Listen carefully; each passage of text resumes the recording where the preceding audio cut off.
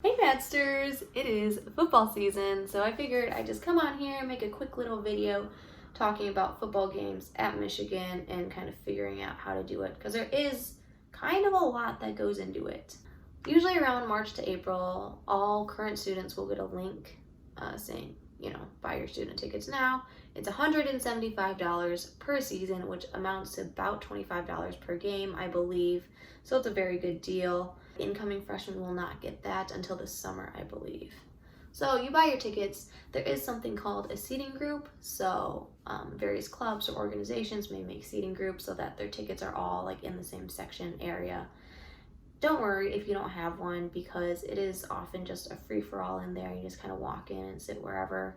So that's not that big of a deal. I was freaking out because I'm like, I don't know anyone here. It's fine. You don't need a seating group. And then when the fall comes, you go to the games, and I'm just gonna talk through each type of game there is. So first are the noon games, where kickoff starts obviously at noon. Tailgating starts extremely early, like 8:39 is like the official tailgate time, where all the fraternities will have their tailgate houses. You'll just see them walking around like as you're walking around, but they'll be throwing like tailgates and parties and stuff.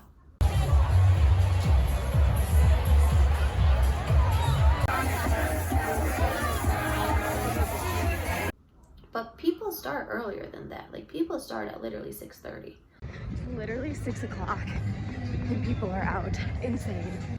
So it's up to you, whatever you want to do. But you go to tailgate, you kind of hop around, and then I would recommend leaving at least a half hour, if not a full hour, in order to go walk to the big house, because there are a ton of people that go, and then you have to scan your tickets, and it's just insane. Like, so many people, you can barely move. Like, people are just like pushing you to try to get their tickets scanned. It's a terrible system.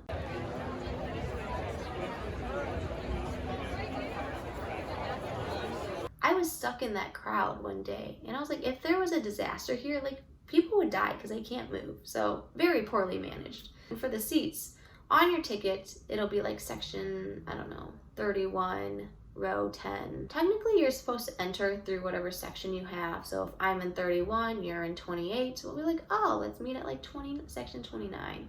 They've been pretty relaxed about it lately. So you just kind of walk in wherever you want, go find your seat. It is normally first come, first serve. No one's ever kicked me out and been like, oh, I'm in this row in this seat. Like, no one does that. You just find a spot to go to. You can go up close, you can go far back, depending on what's available at what time you go there. But yeah, it is a madhouse in there. So you go and you find your seats. In the beginning, like, the band will be playing, and then around the start time, the drum major will come out, like, do their back bend.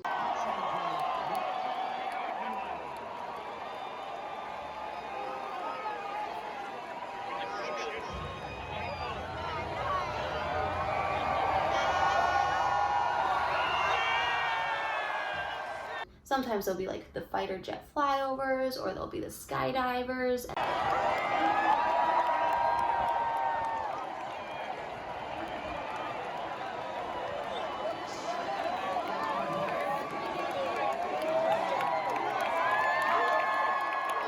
And then the band comes out, and then the team comes out. So there's like a whole thing. There's like the whole video with James Earl Jones. So it's just like a whole big ordeal. And then kick off, and then the football game goes. And these games are like, I would say 3.5 to 5 hours, depending on what's going on. It takes a long time. If you stay the whole time, it is a long day. You end up standing the whole entire time in the bleachers, and it's tough. It is very tough. But at least for noon games, they will probably end around 4, I would guess. You're exhausted. But then there's more parties and stuff going on later that night. So then you gotta go back out at like 10 or 11, or the bars are open. So noon games are a full day ordeal. And then there's the 3 p.m. games. So those tailgates will probably start around 11 to 12. Once again, same kind of deal. You walk around, you go do whatever, you leave for the stadium, you have the game ends probably like 7:30-ish. And then you go back out at night and you go again. It's a long day. Like, I do not recommend. And if you don't want to go, don't go. And then you have the night games, which will start at 7, and we just had one that started at 8, which was very late. But otherwise, those tailgates will probably start around 4, like 5 maybe. And then you just go around once again. When it's dark, it gets really cold.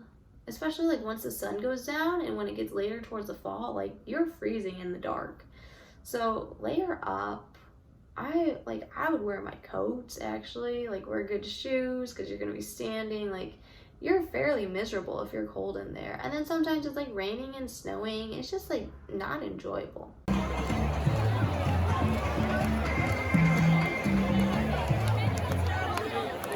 Those games, the late night games, will probably end around 11 or midnight. And after that, you know, some people do still go out to the bars, and some people still like will do stuff after. But most people just go to bed. Okay, and now I'm just gonna talk about tickets a little bit because those can be confusing. If you bought student tickets, season tickets, you do get this free shirt. So every year they'll have like a season shirt that you get with your tickets. If you want a shirt and didn't buy tickets, it's like $10 at the end. So you'll be fine then too. If you didn't buy student tickets, that's okay too. Just join the Michigan Facebook pages. They'll be like Michigan Buying and Selling, Michigan Ticket Facebook pages. I don't know. Just join one of them or all of them. And people will be posting like, oh, selling this weekend's ticket, like DM me for offers. So you can buy through there. Just be very cautious of scammers because the tickets are now fully on your phone. Previously, they were actual paper, so you had to meet up with someone. But this year, it's on your phone, which I really don't like because there's a bunch of scammers out there. Because theoretically, you could just like send a screenshot of your ticket to everyone that you sold it to. And whoever gets there first, like, just gets the ticket, and then you walk up and you have a dead ticket. So be very aware. There are a bunch of scammers on those Facebook pages. Like, students do try to call them out, but it's just really hard to tell. So make sure you have some kind of proof that the ticket is legit before you buy. Hey Maddsters, it's Michael. My pro tip for buying tickets is to sell your Ohio State early because they usually go for over $200. And then to buy it again later, about a week before Thanksgiving, because the prices always drop when all the students leave to go back home for Thanksgiving. You'll probably get it for, if you're lucky, $50. If you're unlucky, maybe a max of $90. But so sell it early and then buy it again later.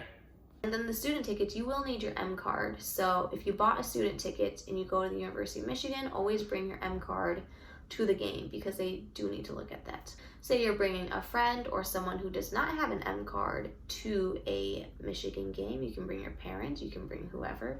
You will need to get that ticket validated. So you go find a student ticket on Facebook or a friend. Then you go to the Michigan Union in the basement. And you go up there and be like, hey, can I validate this ticket? They have awful hours. They're open literally like Mondays and Fridays for like 5 hours. It's absolutely ridiculous. And depending on the game, some games will be $40 for a validation. Other games will be $70. You just go up there, you know, you buy the validation. It's just this little card that is the M card for people who don't have an actual M card. And then you can go to the game and they can sit with you in the student section in that way. I have moved to the non-student ticket section, just like walked in through the student section, went down to whatever section like Gracie's family was in when she came to a game. So that's worked out. I'm sure you can go from the normal section to the student section. Like, they've been kind of chill about it. They don't really check to see like, oh, you're in section 26 and you're trying to enter through section 30. Like, that's not okay. Like, no, there's too many kids in there to actually stop anything. That's kind of how it works. Definitely a big free-for-all. Mostly first come, first serve. The games are long, so I would say before you go, take some Advil. You're gonna be standing the whole time. Like, your legs are gonna be tired. Your back's gonna hurt. If it's sunny, like, wear your sunscreen. If it's snowy, like, bundle up. I'm personally not a big football fan. Like, I don't know what's going on, but I still go. Just for, you know, the experience. I don't know, I hope this was helpful. I just didn't really know how to do any of this when I was a freshman especially. It's really hard to kind of figure it out. There's a lot of like nuances that you gotta learn. But my biggest tips are, if you're gonna go tailgate, if you don't want to tailgate, that's absolutely fine. But if you go, like, make sure that you're hydrated and like okay, you know? Because people have passed out in that student section and there's like so many kids in there, and I feel like it is kind of dangerous. So just like make sure you're being aware, like you're with people who, you know, are okay and will help you, and hopefully you're not the girl who or guy who passes out or like does something terrible there. So be careful with that. Second, make sure you go to the bathroom before you go, because the bathroom lines are insane, especially down by concessions. If you do have to go to the bathroom, try to just like go straight up the stairs, like just go all the way up to the very top, because the bathrooms at the top, not the ones by the concessions, are a lot less crowded. Most students do leave after halftime show. Usually around third quarter, there's like a mass exodus of students. So you can leave whenever you want. One time I stayed for less than the first quarter and then I just like walked out. So it's kind of whatever. If you do get there early, sometimes there will be freebies. So like a little rally towel, a little like, one time I got a headband, or there'll be like little pom-pom things. So if you do get there early, there are some fun things that you can do. Food in there is obviously very expensive. As one knows, everything at Michigan is overpriced. Overall, it is a fairly enjoyable experience, especially if you like football. Like, people get really into it. You sing the like Hail to the Victor song literally like all the time. And there's a bunch of chants and like cheering and stuff. So I don't know, if you have any other questions, let me know. I know I don't know that much about it, but this is just from my personal experience and what I've kind of had to learn with regards to bringing people who don't go to Michigan to a game. If you see me, let me know. I have seen Maddsters at games before, so that's like super fun. Also, if you bring me to a dining hall, I will love you forever. So see me, say hi to me, and then take me to a dining hall, please. Thank you. Love you guys so much. But anyways, thank you guys so much for watching. Bye, Maddsters!